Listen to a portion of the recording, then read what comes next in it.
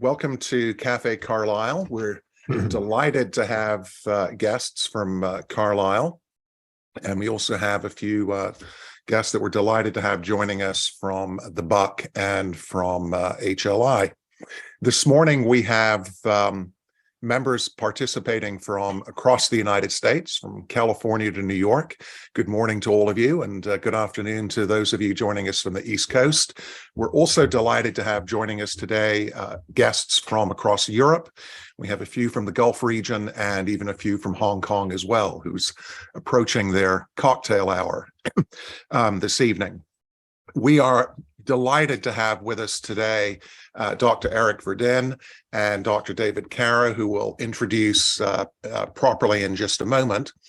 For those of you that are familiar with Cafe Carlyle, you know the format. For those of you that aren't, we're just going to give you a brief introduction before we get into our conversation that we're really looking forward to on the topic of longevity and healthy aging with Eric and with David. This is an interactive session. We're going to have a conversation with Eric and with David in just a moment, but it's also an opportunity for everybody listening from home today to participate as well. If you look at the bottom of your screen, you will see just to the right of center, at the bottom of the screen, it says Q&A. And that's an opportunity, should you wish to ask questions directly of Eric or David. We typically get a very large number of questions from our participants, and they are warmly welcomed. I know that Eric and David have said they'd be delighted to answer as many of your questions as time permits today. In the event that we're not able to get to all of them, we will send your questions to David and Eric, and perhaps they'd be kind enough to look through them and provide answers and perspective, which we would be delighted to share with you after today's Cafe Carlyle. So please remember, you can ask your questions. You don't have to wait. You can put them in at any time, and we will get to the questions in the second half of today's Cafe Carlyle. We also want to know what you think about certain topics, and Eric and David have very kindly provided us with a few questions. Think of them as opinion polls more than questions, where we and Eric and David want to know what you think on certain topics. You'll be able to answer a series of very short multiple choice questions. You will be answering them anonymously, so nobody will know that it's you providing your perspective on a particular opinion poll question.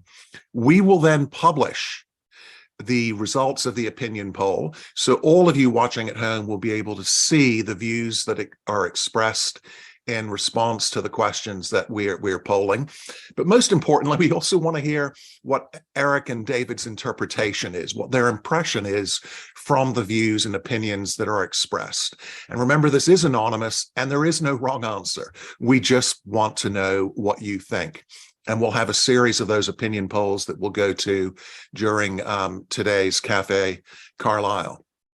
I should actually take a moment for those of you who don't know me, and most of you do. I'm Alex Charlton, and I'm the Chief Executive Officer of the Carlyle Family Wealth Holder Group, and of course, am your host today. I mentioned earlier that we're delighted to have Eric and David with us.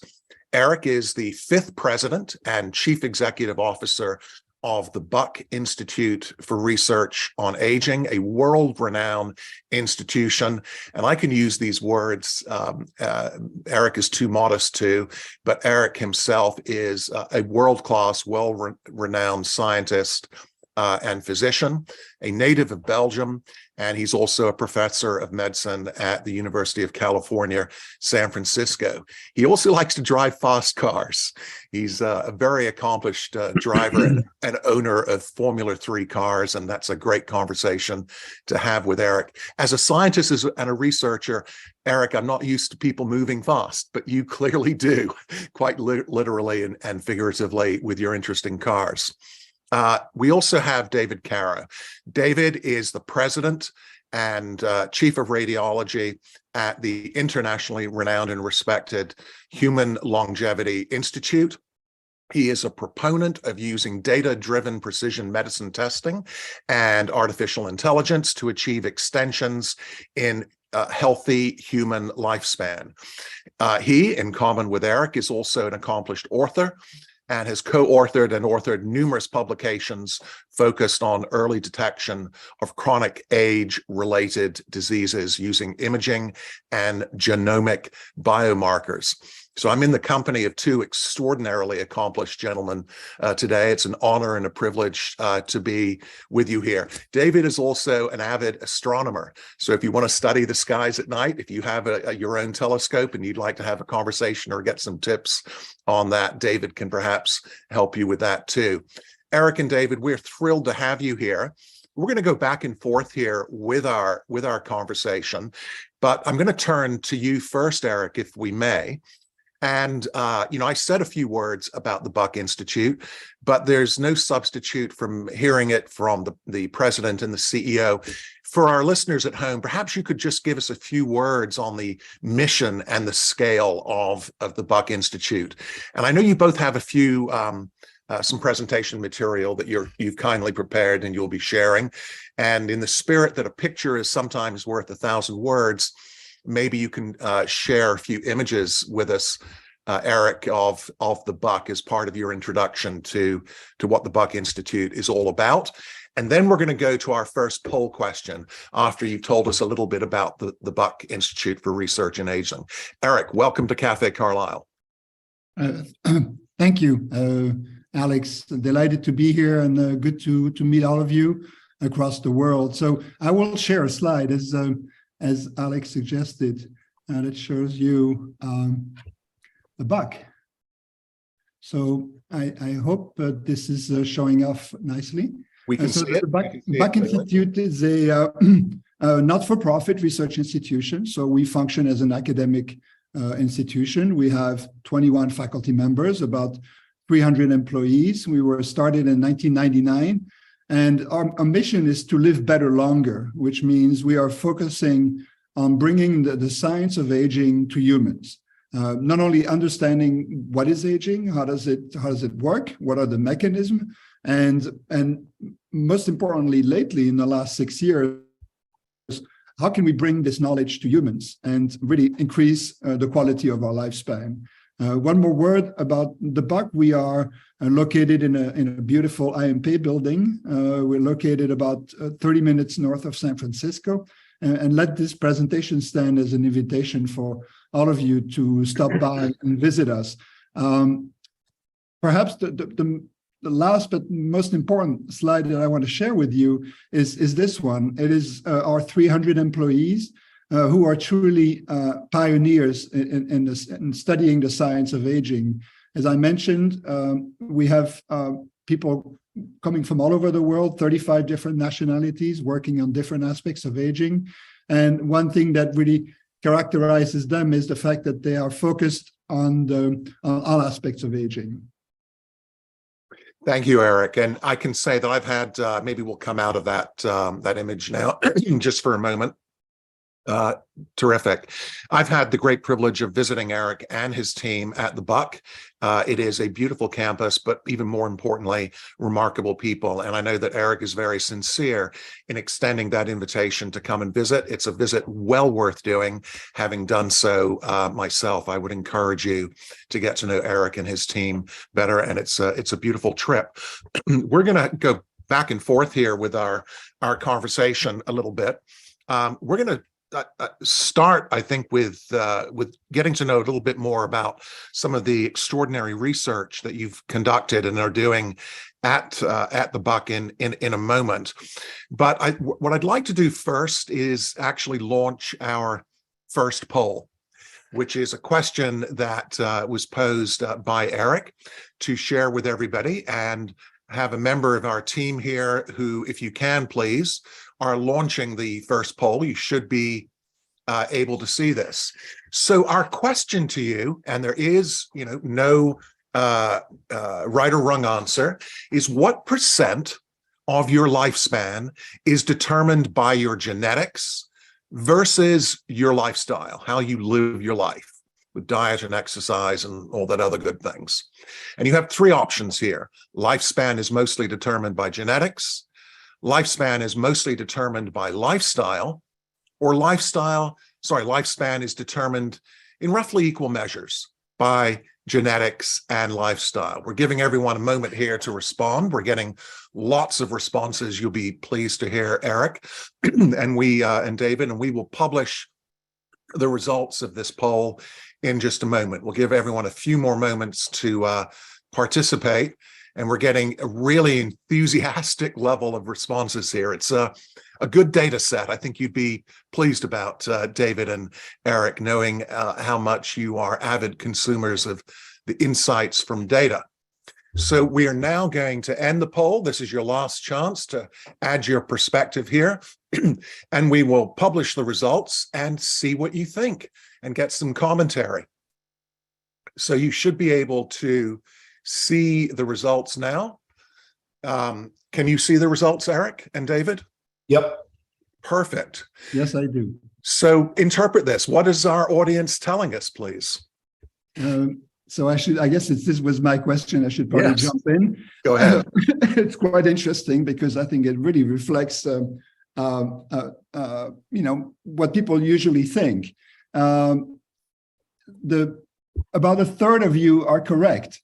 Those of you who actually said that lifespan is mostly determined by lifestyle are correct. And actually, recent data seem to indicate, really shows that about more than 90% of your lifespan and your health span, the healthy years of life, are determined by lifestyle factors, and only about 10%. Now, the reason why I brought this question to this audience is the fact that when I saw the number and this data, it really sort of reemphasized on me that there's no room for fatalism in terms of thinking about your lifespan and your health span. It's on us, it's on you to really choose a lifestyle that will maximize your longevity. And the good news is it's not just, I'm not just letting you know that this is the important variable, but we also will be providing tools and answers and ways in which we can actually maximize your lifespan.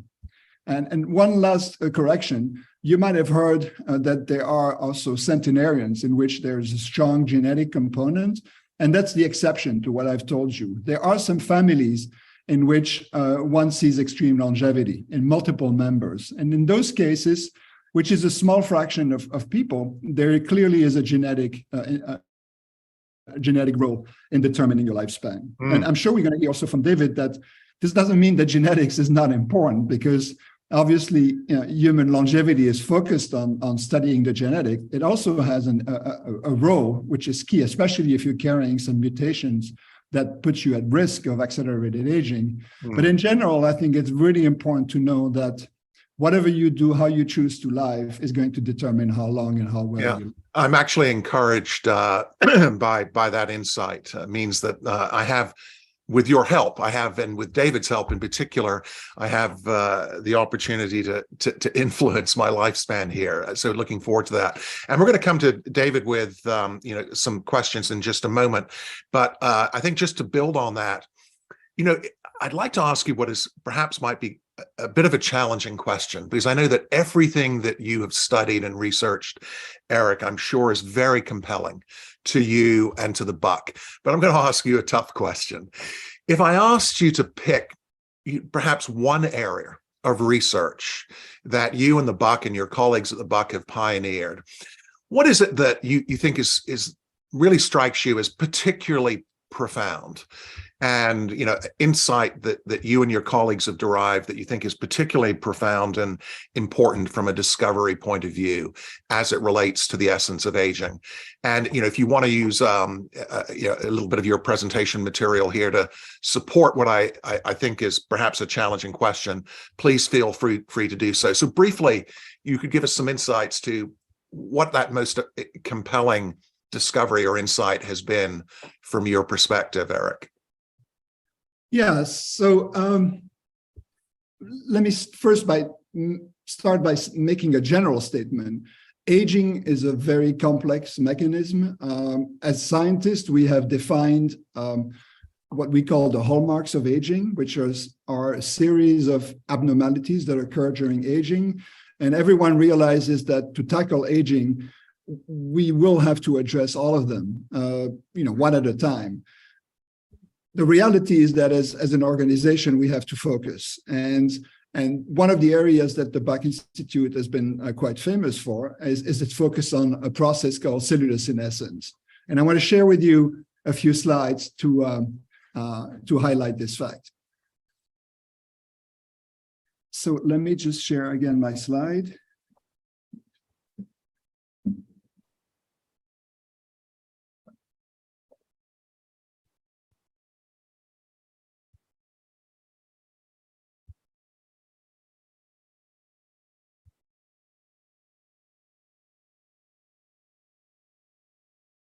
And this, the work I'm going to be describing is actually been pioneered by one of our scientists, Judy Campisi, who is shown here on the left. She's been a fierce leader in the whole field and the study of senescence.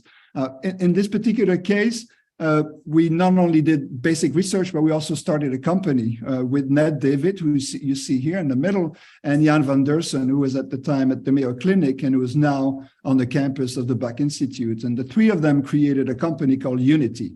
And I think this highlights really an important aspect of everything we do. Before I tell you about what senescence truly is this idea that we do research, but we do research with a goal. And the goal is really to bring these basic discoveries to the clinic. And Unity is currently conducting phase 2 and hopefully soon phase 3 clinical trials. So let me tell you a little bit about what senescence is. So this is a mouse, and which is one of our favorite study models. Obviously, we are not mice, so there's always a difficulty in moving from these models to humans, but we're doing this. So what happens in mice and in humans is during aging, we accumulate a series of what we call zombie cells. So the little blue dots correspond to these cells that accumulate in all animal species during the aging process.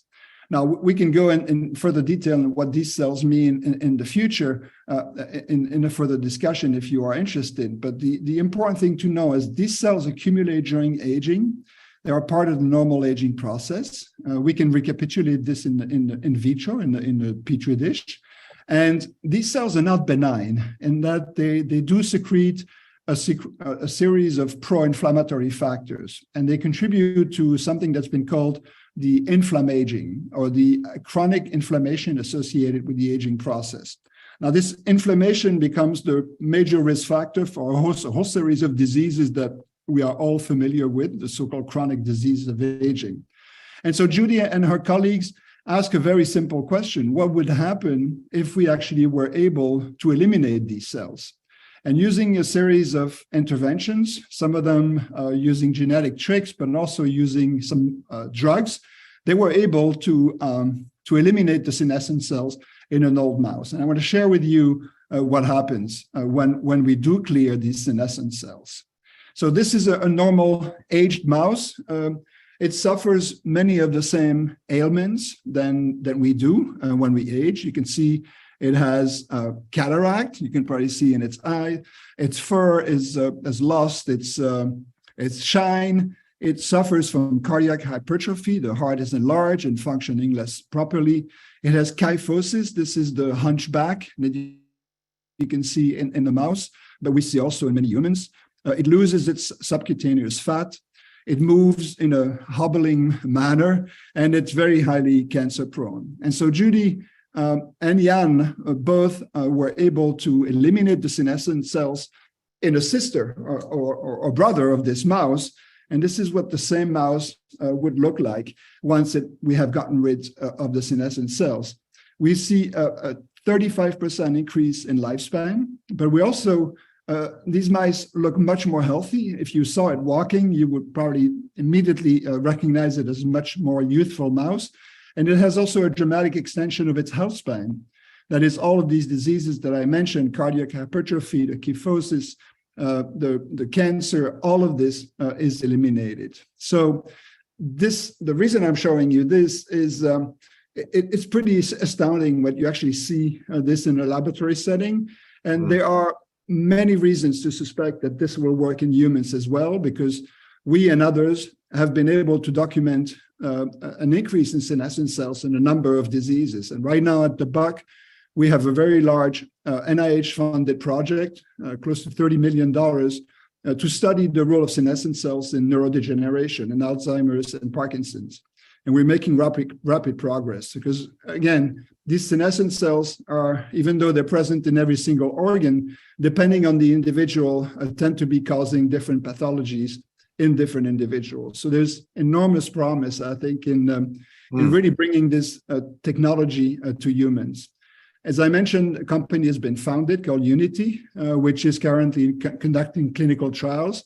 And they recently reported a very favorable response in macular degeneration. And the reason they chose this disease is because it permits the administration of the drug in the eye, which is very localized. There's still a little bit of worry in terms of administering these drugs, the so-called senolytics, in a whole organism, because obviously if you give a drug in the whole system, there's more potential problems for complications. But when administering in the eye, Unity scientists were able to show a very dramatic sort of amelioration and improvement of macular degeneration. So I will stop here. That's fascinating.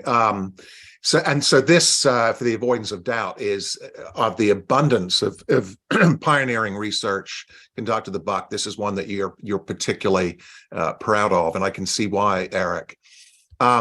You started to talk about applications in people, and I think that's a great moment for us maybe to segue for a moment to you, David, and we'll come back to Eric to learn more about additional work that he and his team are leading.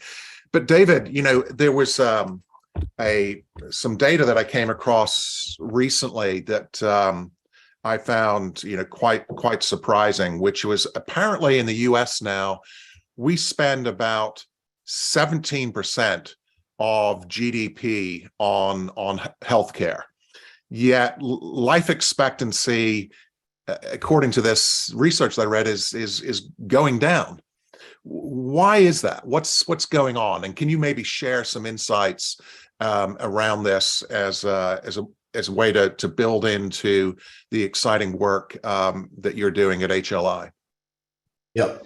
I'm going to share this slide. Actually, let me just pull this up here for a second here.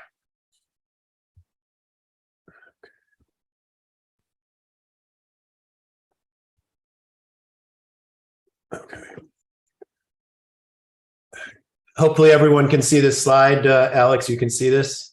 Yeah. I can also see settings. I can see your settings image there. There, it's gone. There, perfect.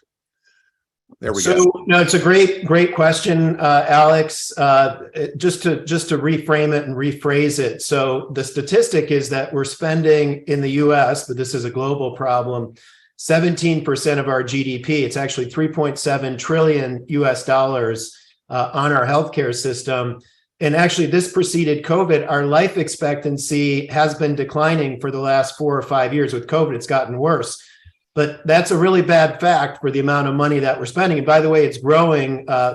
Most economists suspect it'll be close to 25% of GDP. By the way, just for comparison, we spend about 3 to 4% of our GDP on military spending. So this is a massive spend that's getting worse, and the return on that investment is getting worse.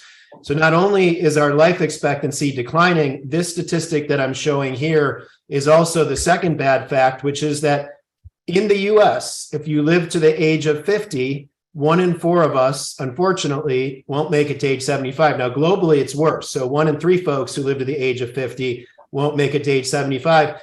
But this is just unacceptable for how much we spend globally and in the US on our healthcare systems. And by the way, a lot of that is due to the common suspects. It's cardiovascular disease, it's cancer, it's dementia.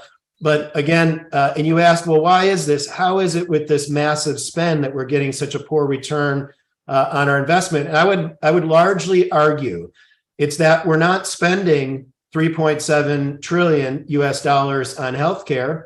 We're spending it on sick care.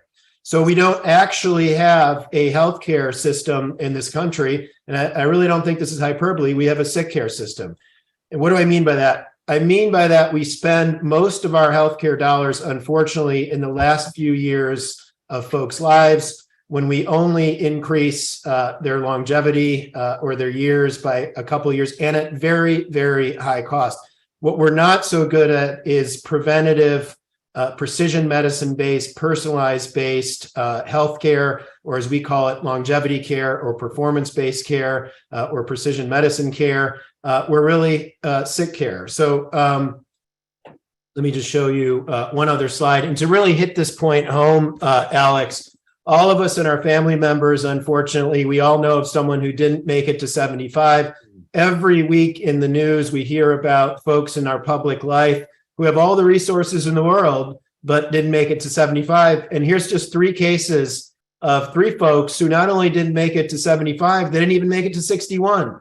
So you all know Steve Jobs, the former founder and CEO of Apple, died of pancreatic neuroendocrine tumor, which, by the way, we know is preventable and treatable if caught early. Bernard Tyson, the CEO of Kaiser healthcare system, which calls it sort of new healthcare and value-based care, didn't even make it to 61, died of a preventable massive heart attack. And then recently, Chad Boseman, Black Panther actor, died of, again, preventable colon cancer. So what all of these folks have in common is that they're high-profile individuals. They have all the resources in the world in terms of financial and connections and healthcare connections. And they all died very young, didn't even make it to age 61. And by the way, this wasn't 20 or 30 years ago. This was just a few years ago in a couple of these cases. So it really highlights the fact that we're doing something wrong as a healthcare system. We're still largely investing in sick care, not preventative longevity care. Yeah, that's really intriguing. And a question for you, Eric. With the earlier data that David put up just now, with all of those causes of death that are and illness and disease in that 50 to 75 year range, do senescent cells play a role in those diseases? I mean, I don't know if you could put that back up briefly for a second, that slide, David, where you showed just a moment ago. How many of those illnesses that David shared with us do senescent cells have a role in? Every single one of them. Every single one of them. I have another slide that I can dig if you want for later, but cancer, they do play a role in cancer. They do play a role in type 2 diabetes. They play a role in the chronic inflammation associated with COPD. They play a role in the liver. And they certainly play a role in the cardiovascular system. So now, one question that has not been addressed is, are they playing a dominant role in every one of these processes? This we do not know. But in animal models, anyway, eliminating senescent cells has been shown to increase the health span of these mice, and according to many of these diseases. Got it. So you anticipated my next question there, David, by putting this up. So thank you. Now, I know we have another poll that we want to ask here about the role of genetic mutations. So I assume we can save that. Can we save that poll for a little bit later, David, without giving everyone the answer to that poll in the next slide or two? Or should we publish that poll now? Should we hold on to it or publish it? Go ahead and publish it. Okay. So if you stop sharing your screen for a moment, please, that would be really helpful. And then we're going to explore this topic with David about migrating from sick care to well care and life extension. So we have I believe it's our third question. It's question number 3. There we go. Well done. So the question is this: what proportion of people have a genetic mutation that will lead to a serious illness, which, if it was detected early, could be treated or the illness avoided. You've got three options there. Is your opinion that affects 1 in 500 people have a detectable and treatable genetic mutation? Or is it 1 in 1,000 that have a detectable and treatable mutation? Or is it 1 in 5? Three very different perspectives, very different points of view. Again, we're getting a lot of participation in this poll, so I'm going to give you a moment to think about it. You won't have quite enough time to look it up on Wikipedia. I'm not sure that you'll necessarily find the answer there, because we're just interested in your opinion here, in your views, and can see that we're still getting a lot of responses here. And we'll give folks a moment to input their opinions, and then we will share the results, and would love you to comment on them. First, David, if we could we'll end the poll and publish the results. If we can publish the results, please. And all will be revealed. There you go. So we have about 20% of you think it's 1 in 500.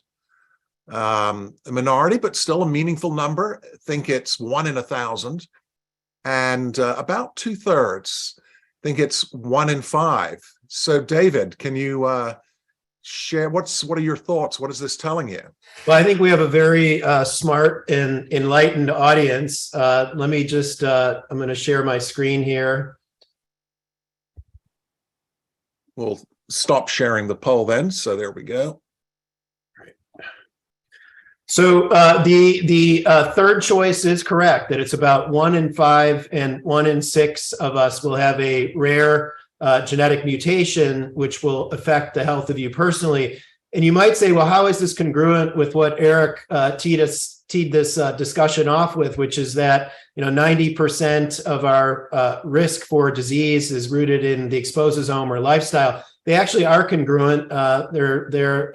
The reason that they're congruent is that basically we like to say, even though we're a genomics-based precision medicine company, that your genes are not your destiny. Well, why is this? Your genes are your genes. If you are one of those 6 who has a rare genetic mutation, like a BRCA mutation or cardiomyopathy, the point of it is that you can't change that. But what you can do is change your overall risk and your trajectory by understanding that disease risk and that genetic footprint or imprint early, when you can do something about it. So Angelina Jolie, she's been very public about her family struggle with breast cancer. Her mom died at a very early age of breast cancer. She was discovered to have, and her mom had, the BRCA mutation, which predisposes women to breast and ovarian cancer, men to prostate cancer, by the way. So she chose to have an elective mastectomy, meaning prophylactic removal of the breast tissue. She will never, ever have breast cancer because she understood and took action upon a genetic risk. So I think that really brings me to a couple of slides that I want to share with you. Human longevity is all about reducing to clinical practice all of the data-driven, AI-enabled advancements, some of which Eric mentioned, so that we can add 10 years of healthy, high-performing lifespan to you personally now, not in 5 years, not in 10 years, not in 20 years, with all of the current technologies that we have right now. So how do we do this? We are a company that's focused on longevity care, performance care, precision medicine care. We're proactive, we're preventative, we're personalized, we're predictive, and we're persuasive. This is very different from our current sick care system, which is very reactive. It's focused at end-stage disease. It's focused at the end of life. It's disease management. It's generalized, and it's costly. And the way that we do this, if you think about all of you on this call, no doubt have been to your primary care physician. And honestly, we all know that over the last 30 years, the annual physical exam, which is what's supposed to drive decision support for your healthcare needs over that next year, hasn't changed. It's superficial. It's not data-driven. And frankly, it's pretty dopey. And if you ask most doctors whether they think that annual physical exam is worth anything, they'll tell you no. And it's the stethoscope, and it's the reflux hammer, and the tongue depressor. And again, it hasn't changed much in 30 years. So we're replacing that. In fact, we don't even really do a physical exam for most of our clients. We're replacing that with an AI-enabled, data-driven precision medicine approach. Instead of the superficial physical exam, we're doing a whole body MRI with quantitative imaging biomarkers. instead of asking you about your family history, which sometimes we still do, we're actually sequencing all 6 billion base pairs of your human genome. And instead of just getting some superficial labs, we're getting metabolomics, we're getting extensive blood biomarkers. We're making extensive use of wearables. I'm wearing my Apple Watch, continuous glucose monitor, and continuous rhythm monitor of the heart. And putting this all together, not only with the physician, but with also with AI-enabled technologies. So I think in a way, that is the approach that we're using data, AI-enabled precision medicine data to encourage and enable pre-symptomatic diagnosis. I should mention that I personally have had the privilege of going through the HLI program and got an extraordinary benchmark in my wellness and my wellness expectations, ranging from genetic insights through to the more typical insights that you gain going through your typical physician office-based assessment. But I think this is a great piece of data that you're sharing with us here, David. And then I want to come back to Eric with a couple of questions. This really, I think, is, if I invited you to speak to what insights, what action does the HLI program and the technology and your approach enable? And I sense you're speaking to it here. Could you elaborate on some of this data for us? No, thanks, Alex. So we, we're very proud of the fact that we were co-founded by Dr. Craig Venter, who sequenced the human genome over 20 years ago. And we published a number of different papers, including these data, which was published in a paper in a very respected high-profile journal a couple of years ago, PNAS. But what we did was we've had over 7,000 clients come to see us through our longevity program. We looked at the first 1,200. And I imagine that these 1,200 folks were much like many of you on the call. They came in to see us presumed healthy. And in fact, many of them had been to the Mayo Clinic and Cleveland Clinic executive health programs. A number of others were told they were healthy. And they came to see us. And in fact, 40% had clinically significant disease. 14% had life-altering findings that were early and actionable. That's the key, found early so that they were actionable. And the key here is that for all of these clients, we used our precision medicine data-driven approach, whole body imaging, genome sequencing, blood biomarkers, wearables. And this is just some of the findings that we publish, which is that, again, 14% had life-altering findings, including 1 in 50 with early-stage high-grade tumors that we found early and actionable, 1 in 50 with brain and aortic aneurysms that were treatable and actionable, 30% with reversible, actionable prediabetes or diabetes that wasn't previously known. 1 in 6, as I mentioned, with rare genetic mutations, which when we find them early are highly actionable. So this is really kind of the premise and the scientific published justification for what we do, which is that we're using data to drive decision support for our clients' longevity and performance needs. Our company, again, is really all about adding 10 years of high-performing, healthy human life to you personally. We like to say, live longer, perform better. And these are just some of the tools that we do that. We've got a lot of questions coming in, by the way, from our audience, and I want to get to those in a moment. But Eric, if we still have you in Cafe Carlyle, I've got a question for you. And we'll give Eric a moment to rejoin. So David, we'll come back to you and wait for Eric to rejoin us here. So yeah, elaborating on this, what you can do with the data and the action that you can take. If you went through the HLI program and you stick at it on a regular basis, could you characterize what you think might be the impact on the quality of a longer life and your risk for having to tackle serious diseases? Have you got any data or insights around that? It's a great question, Alex, because I think, one of the misconceptions maybe about longevity is the maybe perhaps the lack of insight about its relationship to performance.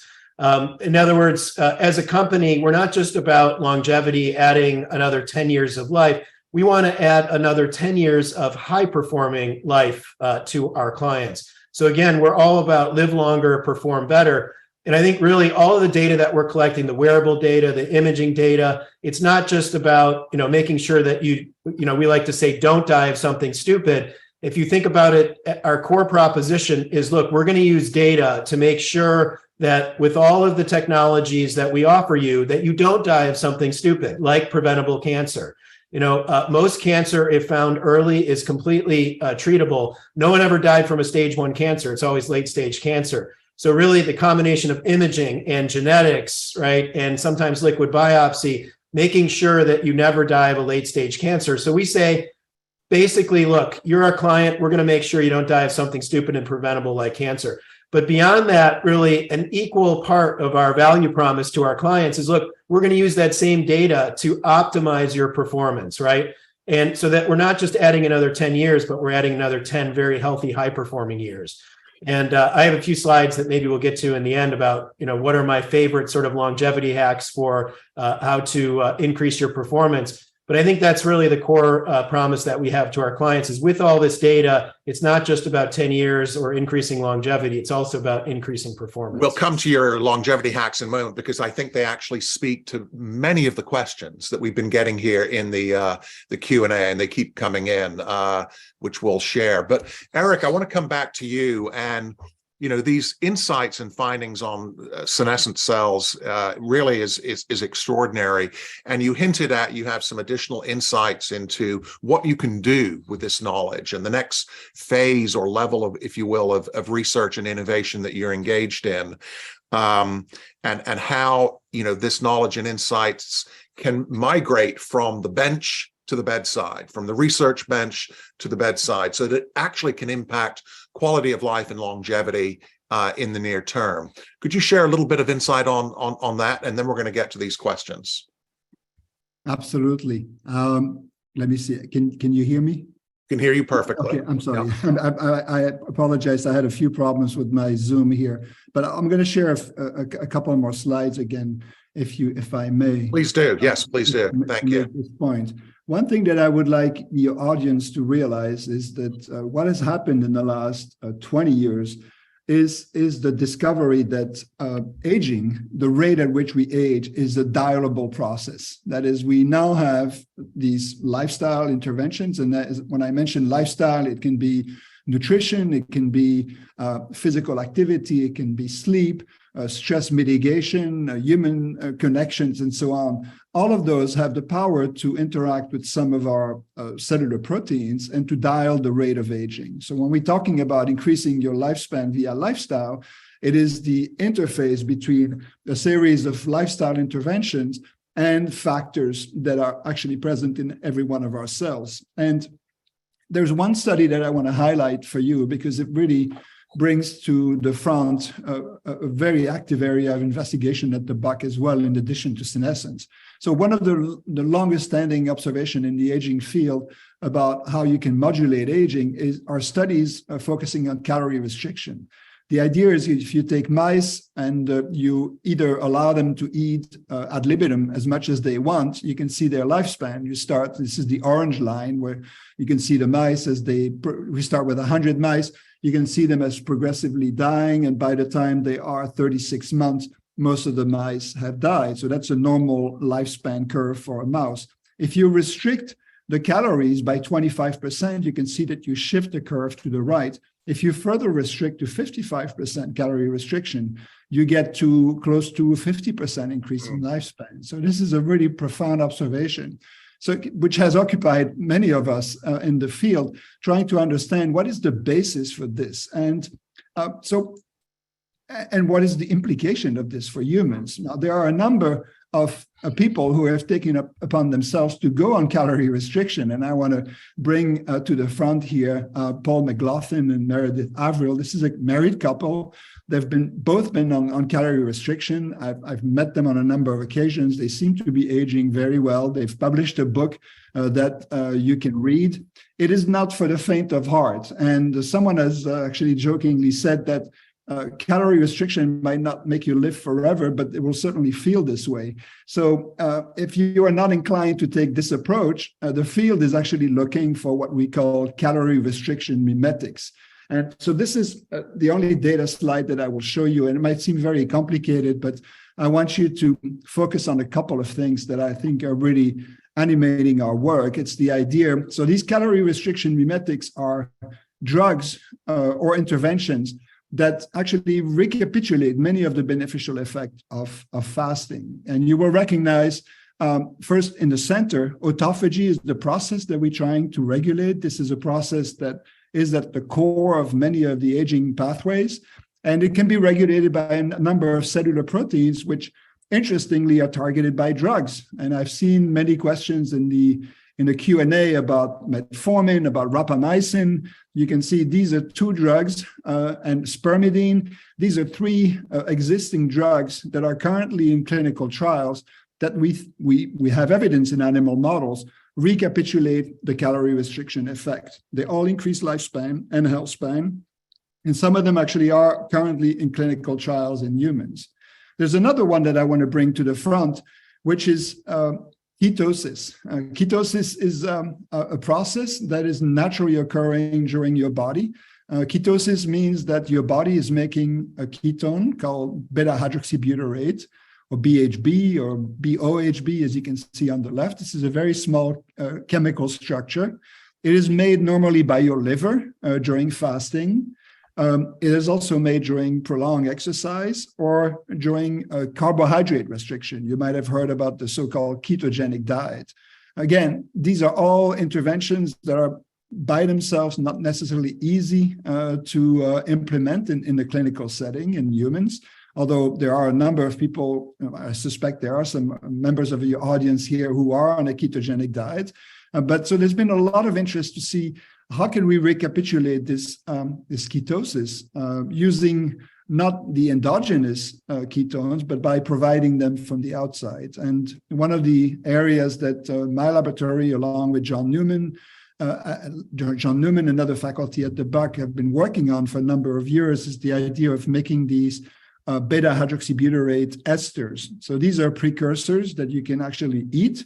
And they, when eaten, will generate a state which, as far as we can tell, is similar to ketosis. And so there's, in this respect, there are going to be clinical trials, and actually we have started them at the Buck. We're looking at the effect of these ketone esters on many of the manifestations of aging. And I think these are really some areas where I think you can really start testing these hypotheses. I saw a question also in the Q&A about metformin and the TAME trial. Some of you might have heard there's a large-scale clinical trial that is being planned in humans to test the effect of metformin.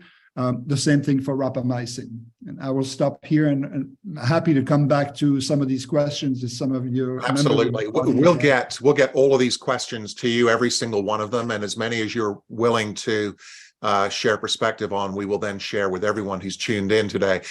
David, we're going to come back to you in a moment on your lifespan hacks, as we were referring to it, and would invite Eric to chime in as you're going through.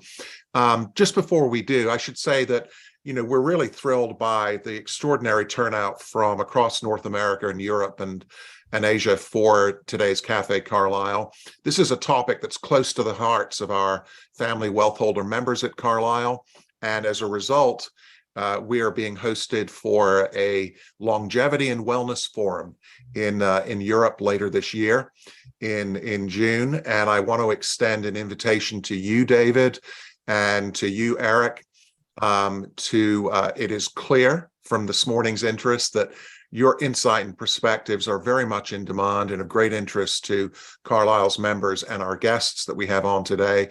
We would love to see you in Europe at the Carlyle Florence Forum in June, and perhaps you can continue this conversation and continue to provide your insights to our members and everyone who's listening in today.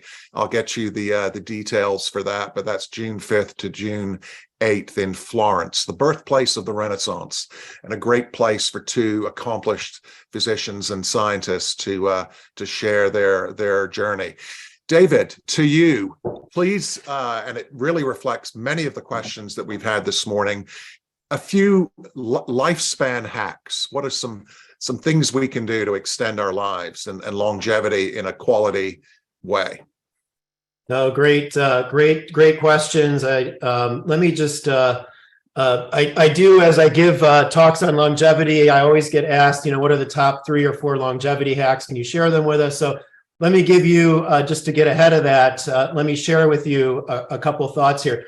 So the first longevity hack that I want to share with folks, and by the way, this again is not just about longevity. Again, the whole thesis is live longer, perform better. It's about extending your high-performing, personal, healthy human lifespan.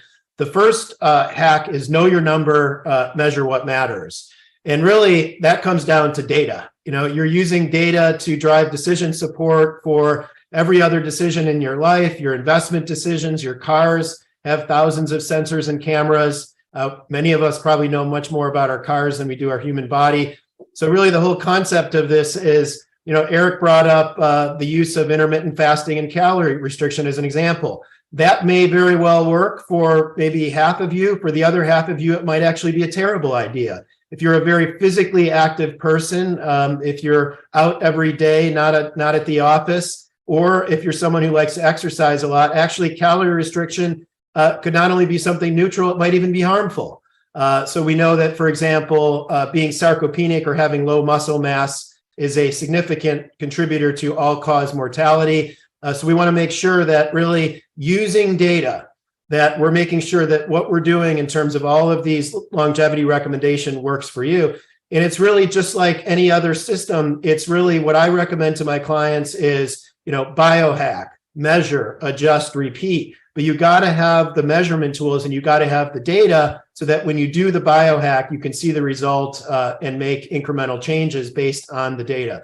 So it's really all about data. Some existential and critical measurement tools that we have and recommend for our clients. Well, of course, it's the whole body imaging and the genomic sequencing and some of the blood data, but it's also wearable data. Again, I'm wearing my Apple Watch, the Oura Ring, continuous glucose monitoring. I will say those 3 wearable devices have changed my life because I have real-time feedback for everything that I'm doing after or before a swim, after or before I maybe have a Red Bull, after or before I have caffeine. I can really see the effects that it's having on my heart rate variability, on my oxygen saturation, on my glucose through my continuous glucose monitoring. And I think you can actually use these devices without, making it an obsession or making it control your life. I think you can really using it as a complement to a high performing life. The second hack is really to use the data to make sure you don't die of something stupid and preventable. And unfortunately, we all have folks in our families, no doubt, who have died of cancer. The reality is dying of cancer is preventable largely in today's day and age. Now, getting cancer is probably not. And so I can't look my clients in the eye and tell them they'll never get cancer. But I can look them in the eye because we've actually just published this data is using the combination of liquid biopsy, whole genome sequencing, whole body imaging. We can find the vast majority of cancers at stage 1 when they're completely treatable. This is actually published data. So the 5-year mortality for cancer is 79% when detected late, 11% when detected early. Believe me, you want to be in that early group. And the way to do that is to use data, imaging data, genomic data, liquid biopsy data to make sure that if you have a cancer, that we find it early when it's actionable. So bottom line, use data to make sure you don't die of something stupid and preventable. The third sort of longevity hack, and this is where it's really probably a completely separate seminar, but it's really how do we use that data, yes, to make sure you don't die of something stupid and preventable, but also to optimize performance. And I think This slide, for me, really sums up my approach to optimizing performance, which is all about this concept of hormesis, which is that there's beneficial response to an organism, including humans, with gentle or moderate stress. Obviously, as that stress increases to the severe side, that organismic response, that human response goes down and reverses. So what we really want to do is challenge our bodies with a moderate amount of stress nearly every day. Actually, our former president, when asked about why he doesn't exercise, Donald Trump said, well, I don't exercise because, I know that I only have so many heartbeats. God only gave me so many heartbeats, right? And so I'm not going to waste those heartbeats getting my heart rate up on exercise. But that's actually the wrong way to think about it, because by stressing your heart for about 30 minutes a day, for example, using exercise, actually the other 23.5 hours of the day, your resting heart rate is actually lower. So net, you actually, over that 24-hour period, even with the increased exercise and the increased heart rate during exercise, your net overall heart rate, the number of beats in that 24-hour period, is lower. So the bottom line is, think about all the different ways we can moderately stress our body so that during the other 23.5 hours, we actually have an improved response. Intermittent fasting is one of those. You're stressing your body for a period of time so that overall there's a beneficial organismic response. Exercise is another one of those. When you strength train, you're actually ripping muscles. We know that, but that over time is actually productive as we build muscle. Caffeine would be another example of stimulating. It's a stimulant. You're stimulating your adrenergic system, but overall, if done within reason, that yields a beneficial response. So it's this whole concept of really using hormesis thoughtfully, subtle, moderate stresses. And sometimes I will actually suggest to my clients that, look, you don't want to stress your body every day. And some days you might want to do exercise, and other days you might want to do intermittent fasting, but maybe take one day off a week, right?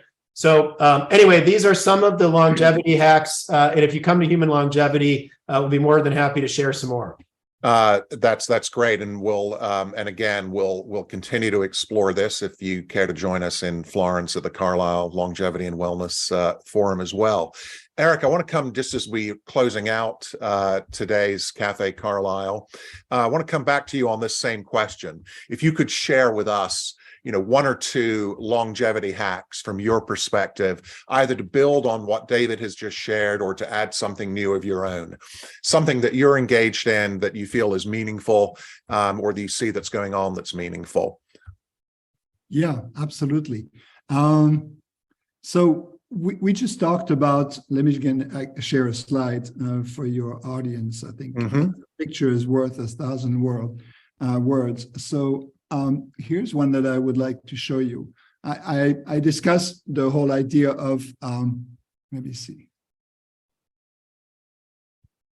discussed the idea of these calorie restriction mimetics, and which is to activate this protective response. And one thing to highlight is none of these therapies, rapamycin, metformin, spermidine, which are, by the way, all available. You can, either have a doctor prescribe metformin or prescribe rapamycin, or you can buy spermidine as a supplement.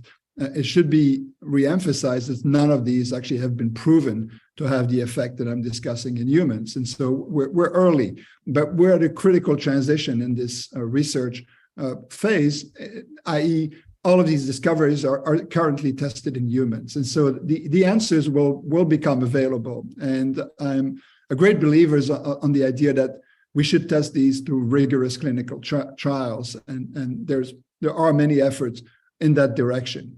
That being said, what should you do while waiting for these answers to be delivered? And I'm a great enthusiast about a calorie restriction mimetics, which is called fasting. And fasting recapitulates many of the same effects that calorie restriction. And in particular, something that we call time-restricted feeding, which is the idea of different forms of fasting. And today there are many different forms that many members of your audience probably will have heard about, either 16-8 fasting, meaning you're fasting for 16 hours of the day and restricting your eating to 8 hours a day, or you can fast for 2 days per week. You can stop eat, which is fast for 24 hours once or twice a week. alternate day fasting, another possible way, warrior diet, and spontaneous meal skipping. Skip meals when convenient. What I would like your audience to know is that the fasting response is part of our normal physiological response. It turns out that, and it is associated with the very different metabolisms. Think about burning a healthy fuel, which is fat, versus carbohydrate, which is not as healthy as a fuel for our organism. In the normal day, when you sleep, you are fasting. Historically, we have evolved under conditions where fasting was probably the norm. It's only in the last 50 to 100 years, with the food abundance that we have, that we are in a position to do what most of us do, which is to eat for 16 hours and to fast for 8 hours. It turns out that by simply switching the 16-8 to 8-16, you will reap many benefits. And I would argue that if there is one thing two things that you could and should do today, is to moderately exercise. There's data suggesting that, for example, a 20 to 30-minute walk every day has incredible beneficial effects. And most people are not aware of this, but this is one thing that I, for example, put in my routine. I exercise absolutely every day, typically an hour. But if you're not inclined or are able to do this, 20 minutes is already much better than zero. It turns out that you will reap 60 to 70% of all the benefits of exercise by 20 minutes a day. It turns out also that regular exercisers live on average 7 years longer and more healthy than non-exercisers. And despite this, we have less than 20% of the population that regularly exercises. So exercise is number one. And number two, incorporate in your daily routine some form of time-restricted feeding, either fasting or more practical, personally, from my standpoint, is this 16 hours. That is, I'll give you an example of what I do. I skip breakfast, and I will start eating at 12. And by 8 o'clock at night, I will finish eating. And between 8 o'clock at night until the next day at 12, I will not have any calories. That means no sugar in my coffee, no cream in my coffee, but you can drink tea, you can drink coffee, but no other calories. I can promise you that for any one of you who has not done this and who will try it, you will reap benefits. Now, one.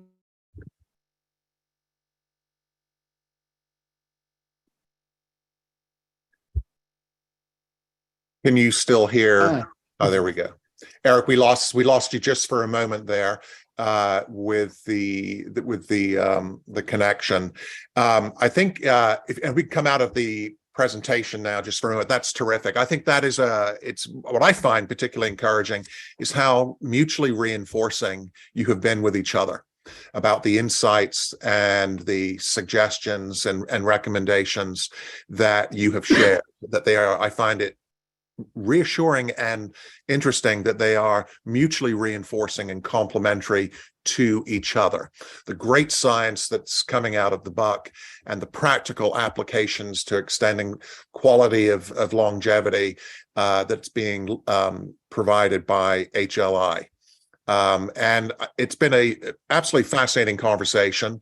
We've kept a record of all of the other questions that we've received here. I'm going to share all of these questions with each of you, Eric and David.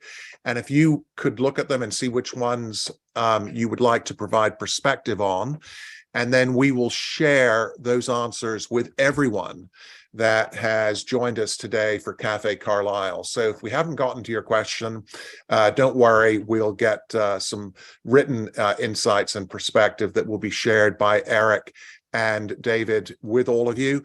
On behalf of Eric and David, let me say that they, I know, are very sincere in their offers to continue to develop a relationship with each of you I would encourage you to make your way to Marin County and visit Eric at a time that works for him.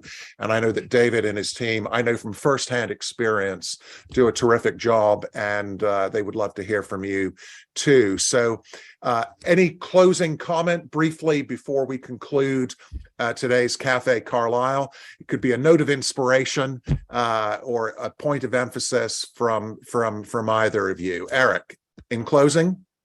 Yeah, the way I think about my health, and I would encourage all of you to think about your health in the same way, is think about these buckets: nutrition, exercise, stress mitigation, sleep. We haven't talked about sleep. It's a critical variable. Human connections. Every one of these buckets, think about them as an investment account. The more money you put in each of these accounts, the more your health will increase.